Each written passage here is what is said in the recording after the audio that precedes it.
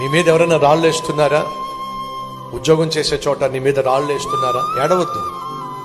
పని చేస్తున్న చోట రాళ్ళు వేస్తున్నారు, ఏడవద్దు. రాళ్ళు వేసేవాళ్ళు రాళ్ళు వేస్తూనే ఉంటారు.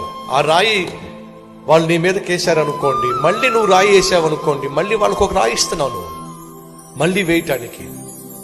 మళ్ళీ రాళ్ళు వేశారనుకోండి, మళ్ళీ రాళ్ళు వేశారనుకోండి, లాభమే ఉంది, గాయాలు అవుతాయి. వాడు రాయి వేశాడు, దాన్ని పట్టుకొని నువ్వు కిందేసుకో. మళ్ళీ రాళ్ళు వేశారు, పట్టుకొని కిందేసుకో. జ్ఞానము కలిగిన వాడు అసూయతో విసిరే రాళ్లను స్వీకరించి తన కింద పునాది బలంగా వేసుకొని రోజు రోజుకు పైకి వస్తాడట. ఈ దిన సేవకుడు చేస్తుంది కూడా అదే. ఇంత పైకి వచ్చాను అంటే కారణం చెప్పమంటారా? ఒక కారణం ఏమిటయ్యా అంటే, నేనంటే కొంతమందికి చాలా ఇష్టం. పాపం ఎన్ని రాళ్ళు నాకు సప్లై